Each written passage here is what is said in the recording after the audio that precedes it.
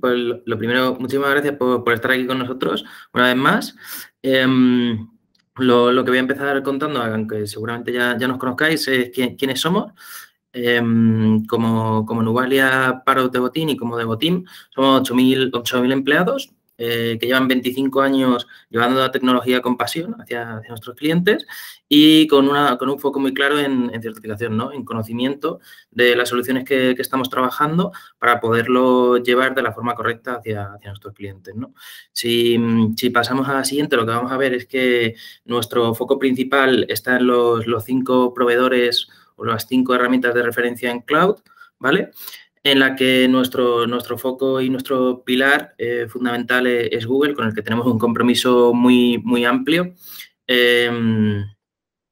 Trabajamos como grupo, además, alrededor de 6 áreas principales, ¿no? Digital Business, Data Driven, la parte del cloud distribuido, que es donde más como Nubalia nos enfocamos, Business Automatization, ciberseguridad y la parte de bueno, tener un compromiso con la sostenibilidad y con el planeta, ¿no? Que incluimos en todas nuestras tecnologías y por eso la alianza con Google, que al final son la nube más limpia, pues es una de las principales razones, ¿no? Si pasamos a la siguiente, vamos a ver que como Nubalia Parot de Botín y dentro del pilar trabajamos en 18 países, de los cuales de los 8.000 profesionales que tiene de Botín, unos 1.000 están orientados con foco 100% en Google, en los cuales, o gracias a los cuales, tenemos 2.000 clientes repartidos por todo el globo, ¿no? Tenemos 8 especializaciones por el alto desempeño en proyectos de transformación digital, de cloud, de infraestructura, de machine learning, de traspaso de conocimiento, de mapas, ¿vale? Que nos ha otorgado Google por estos proyectos o por el alto rendimiento en estos proyectos en la categoría Enterprise, ¿no? La categoría más grande que tiene Google. Y un poco uniendo con la primera idea de que al final el conocimiento y certificarnos pues es lo más importante para poderlo trasladar al cliente y que la solución, en este caso la de Google Cloud, se adopte y se utilice y se consiga el ROI cuanto antes de esa implantación, pues estas certificaciones es la que nos avalan para hacerlo de la forma correcta, ¿no? Si pasamos a la siguiente, lo que vamos a ver en nuestro ecosistema, básicamente nos orientamos en 4 pilares, los 4 pilares que tiene Google Cloud. La primera parte de Google Workspace, la parte de colaboración, las herramientas de comunicación y colaboración empresarial que tiene Google, que pone al servicio del cliente. Luego tenemos la parte de Google Cloud Platform, digamos, podernos llevar nuestra infraestructura, poder hacer procesos de Big Data o Machine Learning en el cloud público de Google. Y luego también, como otras 2 áreas, tenemos la parte de Chrome, que suele ser un paso siguiente a trabajar con Workspace, porque nos permite integrar hardware con toda la tecnología y aunar digamos, la eficiencia en cuanto a la gestión de ese hardware, ¿vale? Y generar sinergia dentro del ecosistema, tanto para pues, sala de reuniones como la parte de puesto de trabajo, como digital signage, directamente dentro de este ecosistema, ¿no? Y por último, la última pata que está muy relacionada también con la parte de GCP, la parte de Google Maps Platform, que lo que nos permite es utilizar las APIs de Google Maps de Google, que ha abierto hacia el público para hacer nuestras llamadas y poder integrar esos sistemas dentro de nuestros proyectos, ¿no? ¿Cómo apoyamos a que estas soluciones lleguen al cliente y se usen dentro del cliente de la forma correcta? Pues con servicios de valor que nosotros ofrecemos, ¿vale? Esos servicios de valor empiezan normalmente con una consultoría de transformación digital. Oye, ¿en qué punto estáis? ¿Cuáles son vuestros objetivos, vuestra cultura, hacia dónde queréis llegar? Y a partir de ahí trazamos un plan en el que normalmente pueden incluirse muchísimos servicios, ¿no? Y muy adaptados a lo que realmente quiera el cliente. Pero normalmente empezarían por una parte de implantación y migración de los sistemas actuales, una parte de gestión del cambio, de formar a nuestros usuarios de muy diversas formas para que adopten estas soluciones y empiecen a trabajar sobre ellas. Desarrollos propios. Al final nosotros llevamos 10 años trabajando con las soluciones de Google y hemos hecho muchos desarrollos ad hoc para muchos clientes, ¿no? Al final nuestro objetivo es estandarizarlos y llevarlos hacia todo el ecosistema. Y bueno, luego, por supuesto, la parte de soporte, ¿no? Para nosotros no termina el proyecto ahí, en una implantación, formación, sino que queremos estar en toda la vida del cliente con las soluciones, por lo que trabajamos también en el soporte, tanto 8x5 como 24x7. Y luego integramos más sistemas más herramientas dentro de este ecosistema, ya que Google es open source, permite que otros sistemas más especializados pues se puedan generar sinergias dentro de su ecosistema, ¿no? Como puede ser Loomapps a nivel de intranet, Looker a nivel de BI o Itopia virtualización de escritorios, ¿no? Y si pasamos al siguiente, ya, ya te dejamos a ti, Kia. Te doy el micrófono. Muchas gracias a todos y os dejo con el mejor. Perfecto, muchas gracias, Pablo. Michelle, si no te importa, comparto yo mismo pantalla para ir pasando las slides. Vale, sin problema. Ahí está, enseguida tenéis que poder visualizarlo. Perfecto. Bueno, pues para empezar, me presento. Soy Kiara Safmadi, soy de Club de Arquitect aquí en Nubalia y os voy a presentar lo que es las vías de modernización, las tres modernizaciones típicas que existen a nivel de infraestructura y a nivel corporativo sobre las tecnologías que se pueden usar en la nube. Siempre hablando de modernización referente a la nube, evidentemente. Para empezar, lo que vamos a ver es los caminos para modernizarte. Existen diferentes caminos, evidentemente, y dependen completamente de las necesidades de cada uno de vosotros. Por una parte, existiría los métodos sencillos como Lift and Shift o Lift and Optimize, que serían las máquinas que tenéis vosotros mismos on-premise, cogerlas y tal cual como están, llevarlas al cloud, sobre todo para ganar de diferentes aspectos en cuanto a seguridad, en cuanto a velocidad, en cuanto a incluso escalabilidad, de poder tener máquinas más rápidas de manera instante. Diferentes beneficios que ya simplemente por estar en el cloud se te provee. Por otra parte, tus aplicaciones pueden sufrir otro tipo de modernizaciones que veremos también más adelante. Por una parte está el Improve and Move y el Move and Improve con herramientas tipo Anthos, que es en este caso nuestro sistema para coger aplicaciones, máquinas que tenéis directamente en vuestro CPD o en máquinas virtuales en otro cloud provider y ponerlas en sistemas ya más modernos como pudiera ser Google Kubernetes Engine.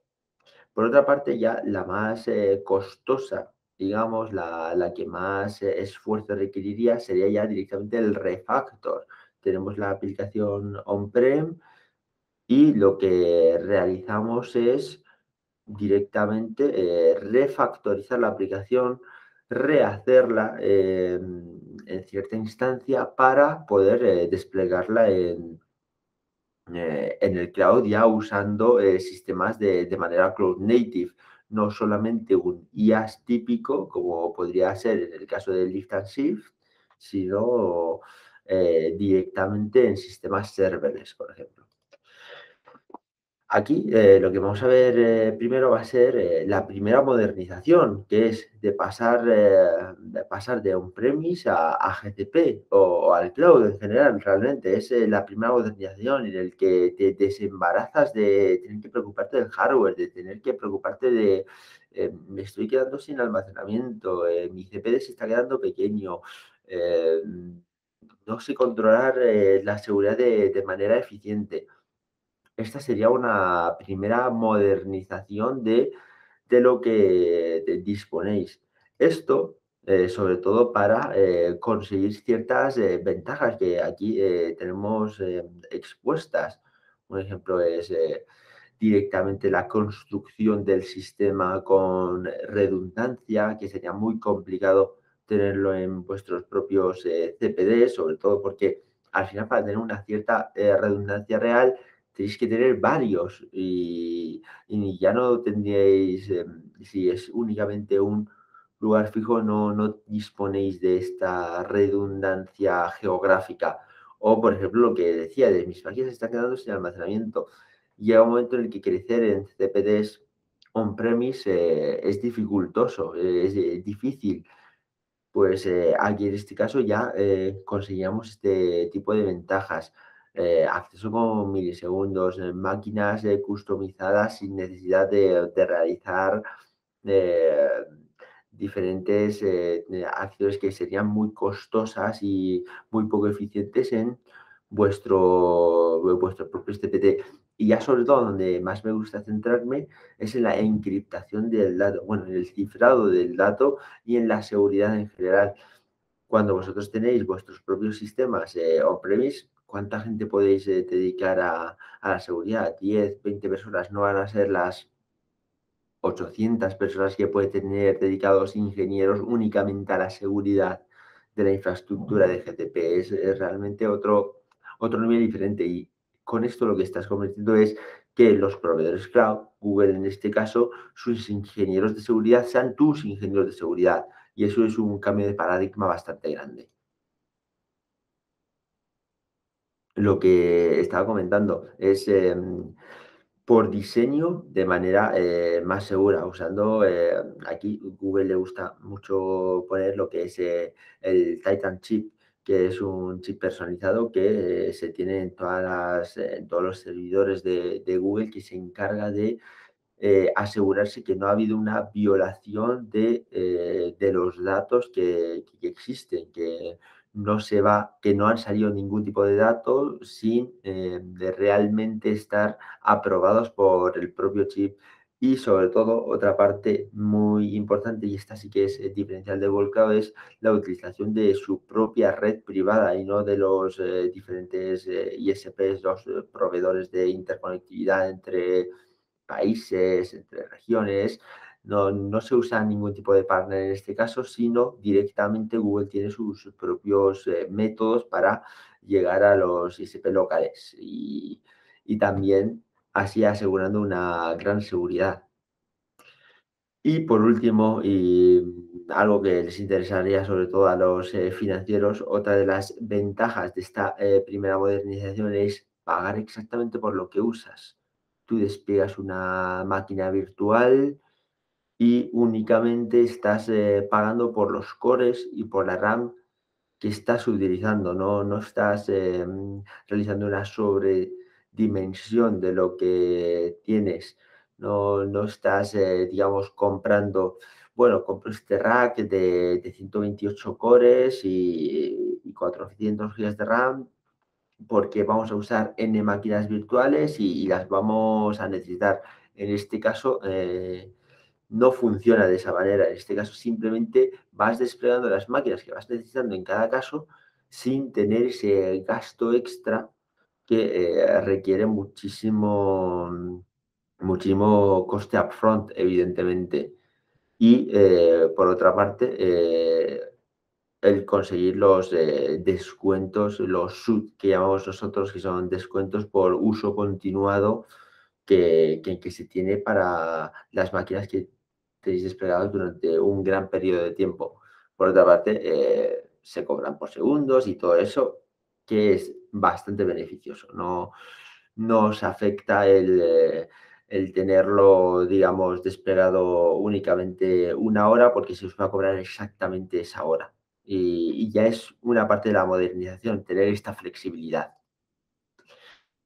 Ahora lo que vamos a ver es las fases para la migración, cómo realizamos la migración. Nosotros llamamos a este proceso RAMP, que parte de 4 pilares básicos. Primero, un cierto assessment. Vamos a hacer un assessment de lo que tenéis. Pasa continuamente que, sobre todo en sistemas grandes,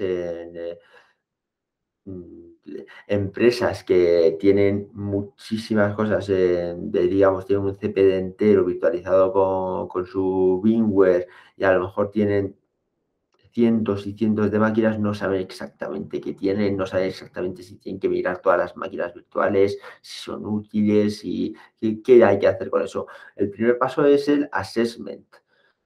Para realizar un buen assessment, lo que nos basamos es sobre todo en herramientas como Cloud Physics o, bueno, sobre todo en este caso Cloud Physics. Tenemos también otros tipos de assessment como StratoZone, también centrado sobre todo en sistemas basados en VMware o bien en otros proveedores cloud. Una vez realizado el assessment, hemos visto lo que queremos migrar y sobre todo nos hemos asegurado que todo es útil lo que vamos a migrar y que está en cierta manera preparado o actualizado. Para poner un ejemplo, hace poco me encontré un cliente para realizar la migración en el que tenía servidores con Red Hat 5. A lo mejor lleva 15 años sin soporte Red Hat 5. Y claro, eso es un cierto problema.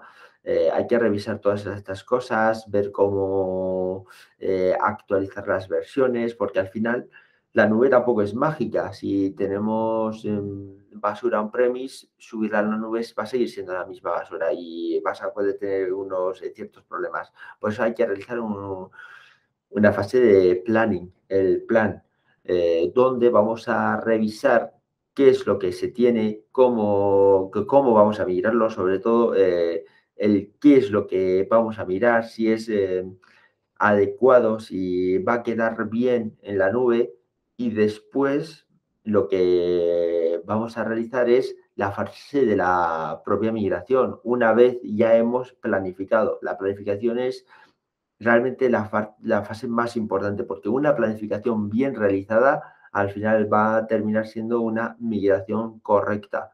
Una vez que ya se ha planificado, hemos definido las herramientas que vamos a usar para migrarlo y cómo lo vamos a mirar, si vamos a hacer un lift and shift con sistemas tipo Velostrata o bueno, ahora llamado Migrate for Compute Engine, que instalamos un pequeño plugin en vuestro vCenter y vamos levantando las máquinas en cloud de manera sencilla. O bien queréis hacer un reinstall, que como salía en la primera gráfica que os enseñaba al principio de las slides, donde no voy a realizar un lift and shift porque el ejemplo que he puesto antes, mi sistema operativo es muy viejo.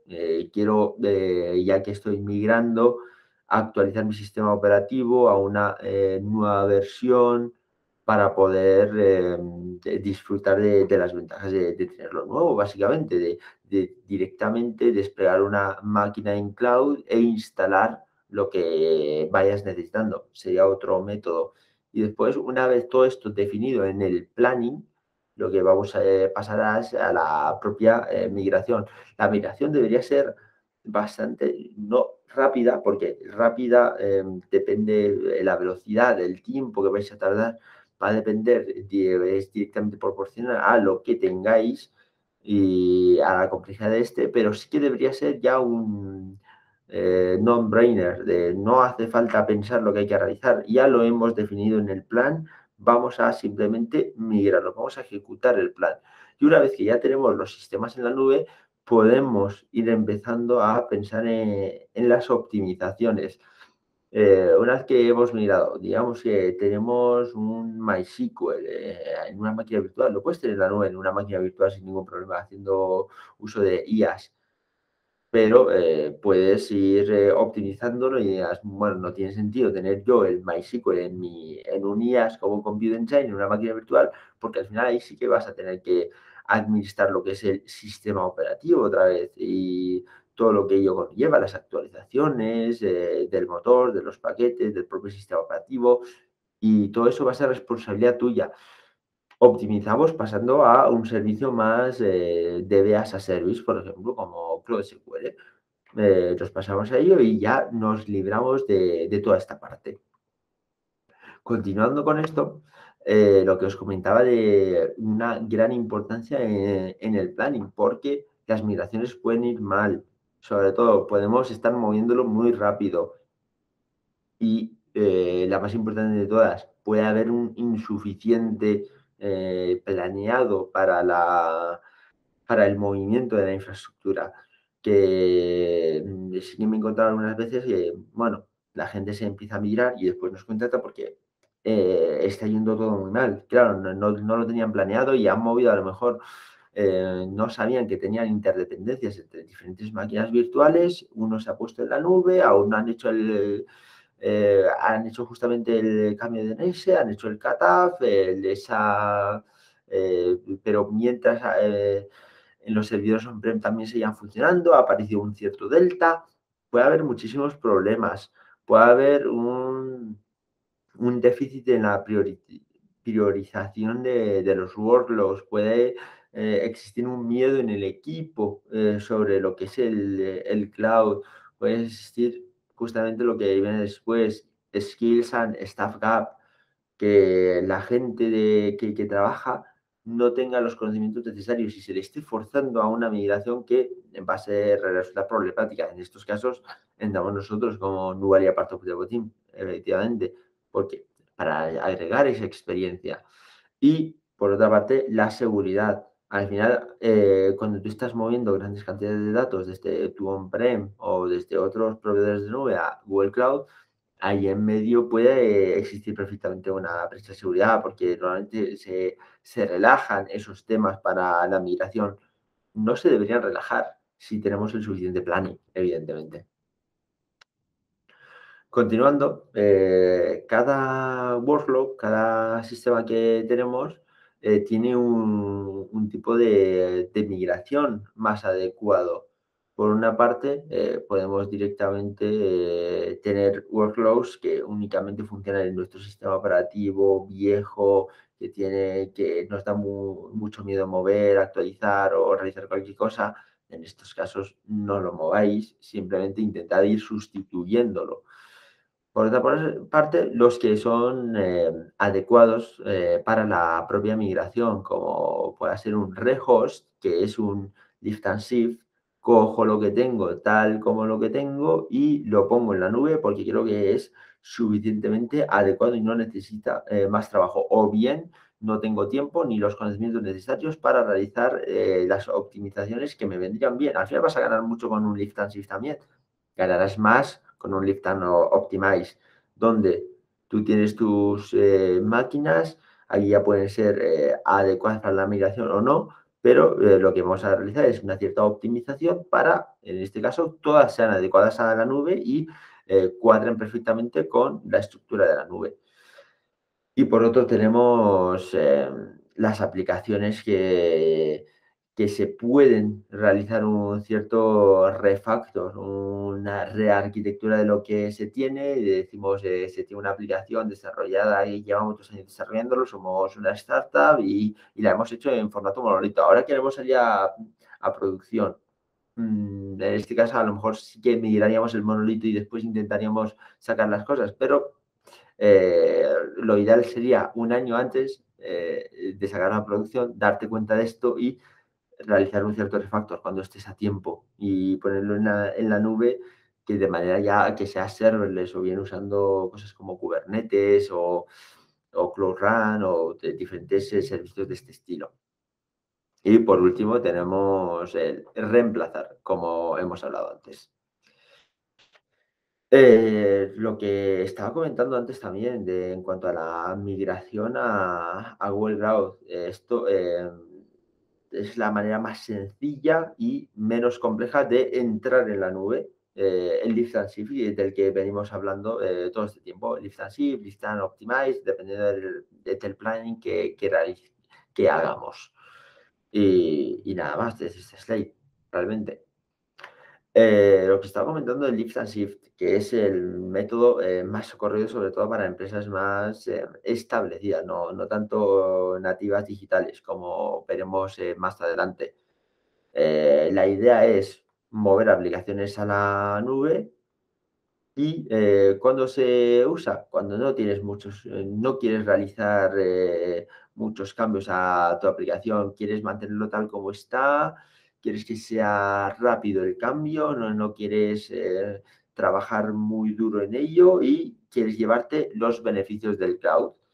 Pues directamente un lift and shift y en menos tiempo del que imaginas vas a tener todos los beneficios del cloud. Bueno, no todos, porque todo sería tener un sistema cloud native, pero vas a tener muchos beneficios del cloud de manera muy sencilla con un lift and shift. Y ya, pasando ya a una parte, digamos, más típica de hoy en día, porque ya no se usa tanto los servicios on-prem, que se siguen usando evidentemente, pero ya mucha gente está acostumbrada a utilizar Google Cloud, AWS, incluso Azure y demás servicios, pero se suele utilizar aún muchísimo el IaaS, no se ha pasado al sistema PaaS, se suelen usar muchísimo máquinas virtuales donde la gente usa el cloud como si fuese su propio CPD, que no digo que esté del todo mal, porque al final le estás ganando muchísimas ventajas, sobre todo en cuanto a seguridad, fiabilidad, que no vas a tener en tu propio data center, pero el siguiente paso de la modernización es evidentemente Kubernetes. Kubernetes y todos los sistemas más PaaS, más serverless incluso, son un cambio en el paradigma muy grande que hay que revisar cómo ir hacia él, porque no es que ya no todo el mundo esté en él, sino que la mayoría sí, en VMs, por lo que hay que ver cómo se realiza esto y es algo que suele dar incluso más miedo que el lift and shift y no debería si tenemos un buen planning. Para empezar, ¿por qué se realiza este cambio? ¿Por qué nos pasamos normalmente a Kubernetes? ¿Por qué modernizamos las aplicaciones? ¿Cambiamos nuestro método de desarrollo? Porque históricamente se ha visto algo muy claro. Un código base muy grande, que sea monolítico, que tenga todo. Como veis aquí en esta infraestructura súper simple, el usuario ataca a la aplicación que ataca a la base de datos, al final no es escalable. Iba a decir es escalable para pequeñas cosas, pero no, eso al final es no ser escalable. Es realmente, y además incluso difícil de mantener, difícil de mejorar, ciclos de vida muy largos y muchísima gente trabajando en un mismo core puede dar problemas. Esto está pensado para equipos pequeños, proyectos pequeños. Se han realizado proyectos grandes con esta metodología, sí, pero no es lo más cómodo y por eso nacieron las nuevas metodologías.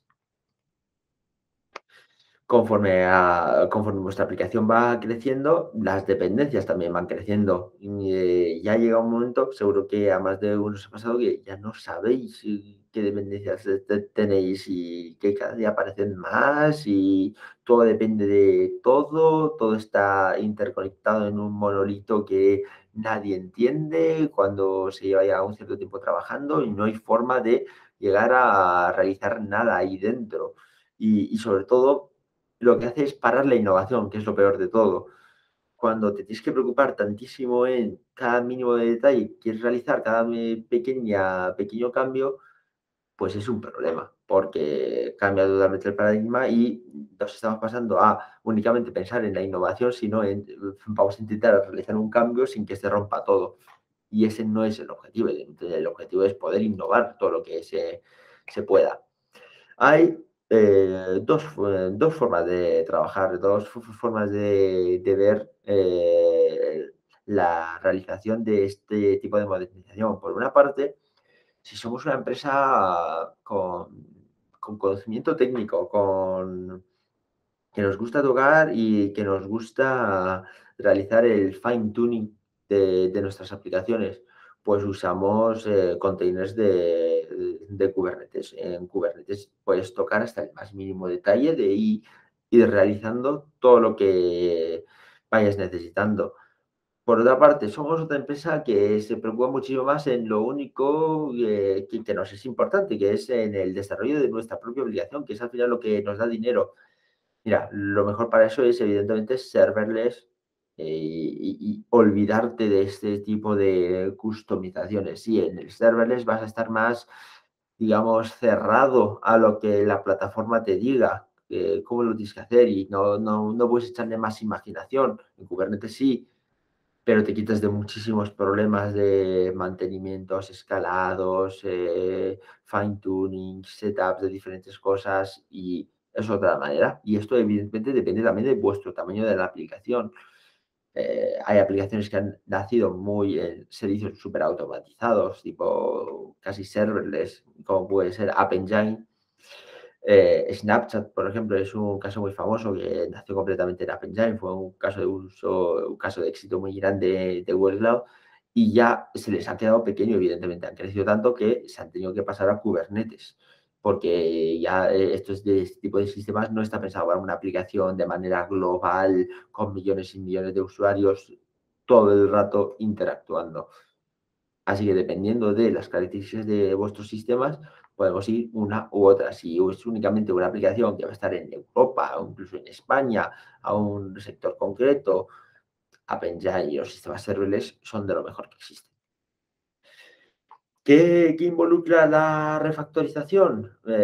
Pasar de monolitos a microservicios, donde ya cada microservicio a alguna gente no le gusta la palabra microservicio, y le gusta llamarlo servicio, porque ya internamente hay que definir cómo de micro va a ser cada servicio, pero ya no es un monolito, ya tenemos casos de usos concretos para cada una de nuestras subaplicaciones. Y con esto podemos mejorarlo, cambiarlo y sobre todo, si entra alguien nuevo, entender qué está realizando ese microservicio sin tener que entender todo el resto, que es un problema, y también cambiar cosas e innovar de manera muchísimo más sencilla. Pasamos de máquinas virtuales a containers. Ya no tiene sentido que en cada máquina virtual vaya un microservicio, sino vamos a tener contenedores de Docker o de cgroups o de Linux o todo esto, donde tengamos, bueno, Containerd también es un motor de contenedores que podéis utilizar para realizar todo esto, básicamente. Disponemos así los containers, donde vamos a tener nuestros microservicios y cambiamos evidentemente nuestro sistema de desarrollo. Ya no usamos un waterfall, pasamos a un continuous delivery, cambiamos de la pre-provisión, que necesitarías un escalado muy grande para soportar los picos de carga previamente suministrado. Con esto directamente lo que vamos a tener es una escalabilidad on demand. Y otra cosa también bastante importante es no construir para evitar fallos, sino para que sea resiliente la aplicación. No tiene sentido en el mundo de la nube y sobre todo en el mundo de la informática, no en el mundo de la nube, porque la nube es muy fiable, pero en el mundo de la informática va a haber errores, vais a tener flujo de, bueno, leaks de memoria, vais a tener kernel panics, vais a tener diferentes errores típicos. La aplicación tiene que ser resiliente para soportar todo esto. No puede ser una aplicación que esté pensado de no tiene que fallar absolutamente nada. Errores va a haber siempre y lo que hay que construir es para que nos adaptemos a estos errores. Beneficios de cambiar a sistemas más modernos, como he comentado. Los beneficios son la velocidad, donde vamos a poder, sobre todo velocidad en cuanto a desarrollo y en cuanto a que nuestro servicio va a requerir menos capacidad de cómputo para realizar lo mismo. Y al no tener que hacer una preprevisión de los servicios el cómputo que necesito y vaya escalando on demand, podemos, como por aquí, Rakuten incrementó por 2 su tráfico sin necesidad de provisionar más espacio en más cómputo ni discos en la nube. Y eso es algo diferencial, sobre todo en cuanto al ahorro de costes. Eso seguramente a los financieros les va a encantar. No tanto a nosotros los técnicos, pero lo de poder desarrollar también muchísimo más rápido, eso sí que no nos gusta más, el tener que, básicamente también poder dormir por las noches sin pensar de se me va a caer la base de datos Oracle Main que tengo aquí, que es que tiene todo mi servicio y que no tengo y me encargo yo realmente de mantenerlo. Aquí te quitas de muchísimos problemas, evidentemente. Y permite tener el control de tu aplicación. Ya al no ser un monolito que es muy difícil de controlar, segmentarlo en diferentes partes te da ese control que vas necesitando. Por una parte, he añadido este slide y sobre todo la siguiente para que veáis una arquitectura típica de CI/CD, pero sobre todo para observar que Google Cloud está montado sobre servicios completamente de software libre y que es intercambiable todos nuestros servicios por sistemas de software libre. Nosotros únicamente damos el servicio administrado para facilitarnos la vida. Tenemos en este caso nuestro Office de servicios con Cloud Source Repository, aquí pone el Cloud Code, es nombres intercambiables, donde es un Git, donde guardamos nuestro código, Cloud Build, para compilar nuestro código, crear las imágenes de Docker, Container Registry, donde guardamos las imágenes, después lo podemos hacer correr en Cloud Run, en un Kubernetes Engine, unos ejemplos. Y después para operarlo tenemos Stackdriver, bueno, Cloud Operations ahora para la monitorización y el logging.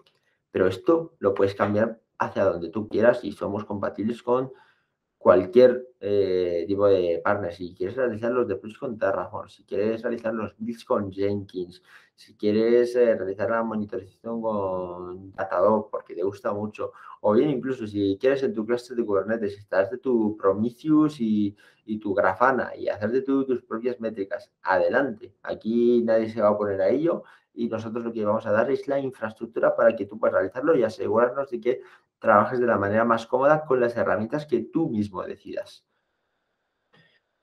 Por otra parte, lo que vamos a ver es el flujo, cuál es la migración hacia la nube, la migración hacia, bueno, no la migración hacia la nube, la migración hacia la modernización hacia Kubernetes, hacia un servicio más PaaS en el que ya no tengas las máquinas virtuales, la migración hacia los contenedores. Normalmente todo el mundo realmente, y va a hacer un proceso, pero todo el mundo se suele empezar con monolitos. Tenemos una aplicación monolítica, el que ya es difícil desengranar diferentes partes. Meterme en el monolito y empezar a sacar cosas es complicada. Pero lo que sí que se puede realizar es crear un nuevo módulo.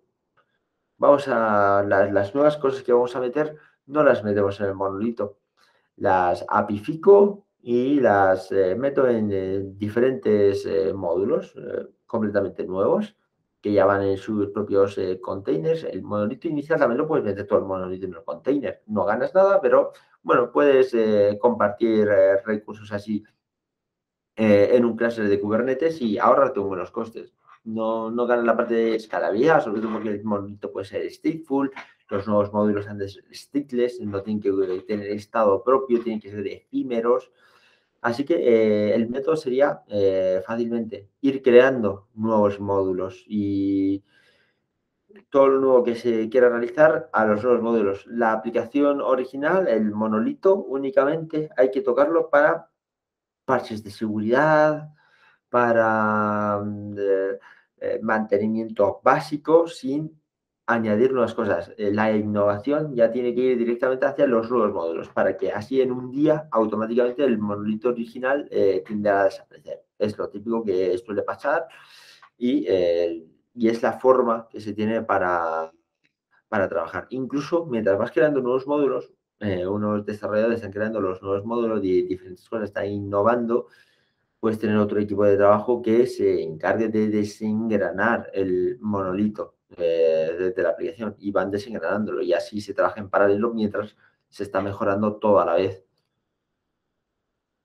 Por otra parte, hablando de meter el monolito en el container, existe un servicio que tenemos nosotros que se llama Migrate for Anthos, que es bastante interesante porque lo que hace es tu máquina virtual que tú tienes con tu aplicación, instalamos un pequeño plugin en vuestro hipervisor, en vuestro vCenter, y lo que realiza es convertir esa máquina virtual entera en un container que se pone en Kubernetes. Y así es una parte de Move and Improve.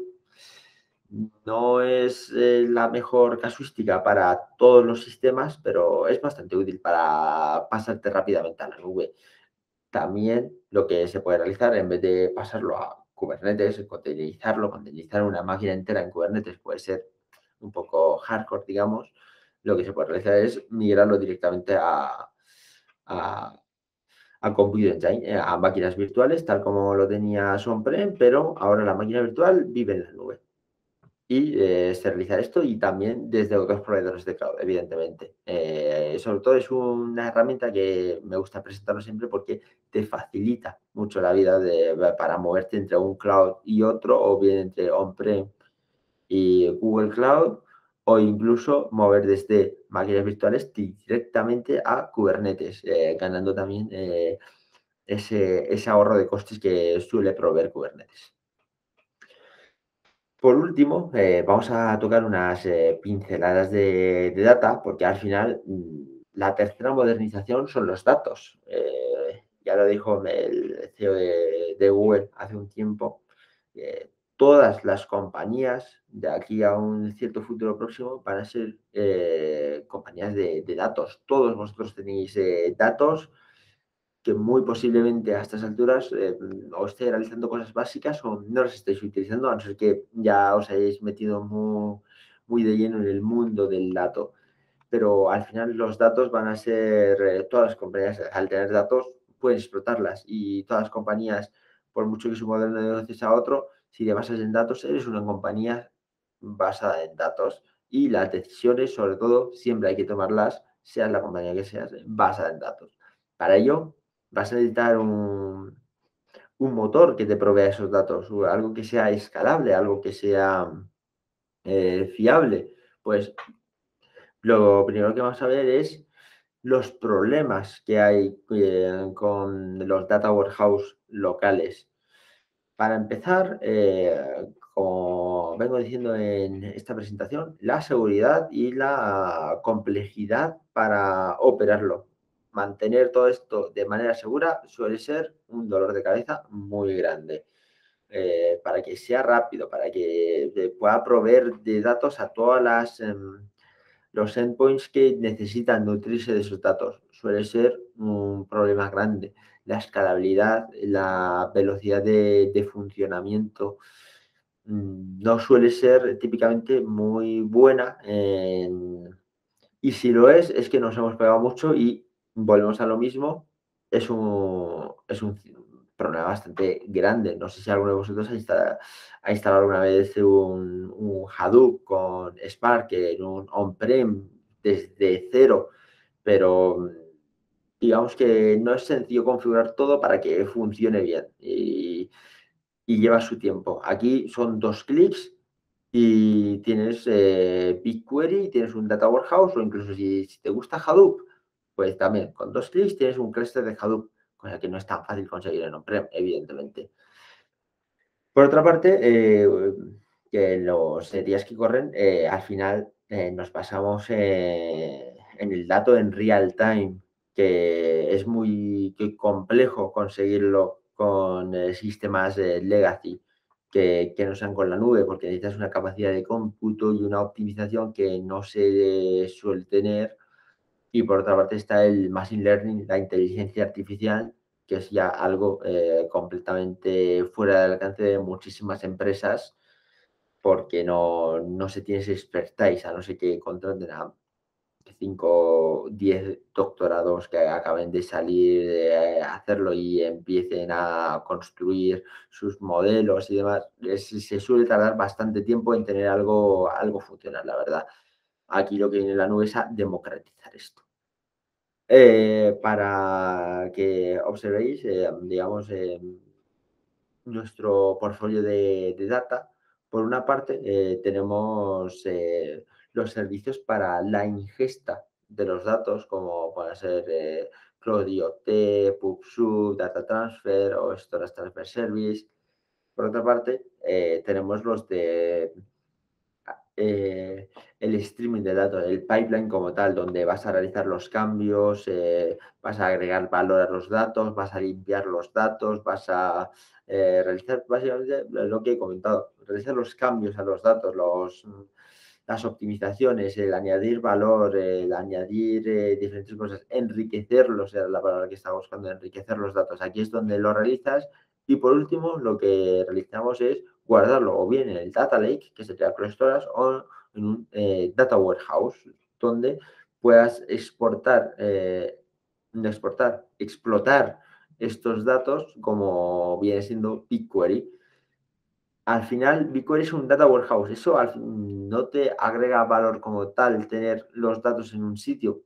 Te agrega valor analizarlos y sacar conclusiones de negocio respecto a esos datos. Eso se realiza ya con el sistema de Advanced Analytics, como puede ser Google Data Studio, TensorFlow, para modelos de Machine Learning. BigQuery tiene también sus formas de Machine Learning de manera interna que puedes aplicar modelos. Y aquí me faltaría agregar Looker, que es el sistema del que os va a hablar mi compañero ahora después, que es el sistema ya madre para la Advanced Analytics, la observabilidad del dato, el análisis en profundidad del dato en tiempo real. Pues eso es lo que se realiza ya, pero evidentemente antes de esto vamos a tener que tener todo este flujo. Primero, no vamos a poder ver lo que son los datos que tenemos al final y tomar decisiones de negocio si nuestros datos están sucios, si nuestros datos tienen problemas y si se actualizan cada una semana, al final esos datos pierden un poco de sentido. Por eso todo este stack de servicios es interesante para esto. ¿Qué es lo que resuelve BigQuery?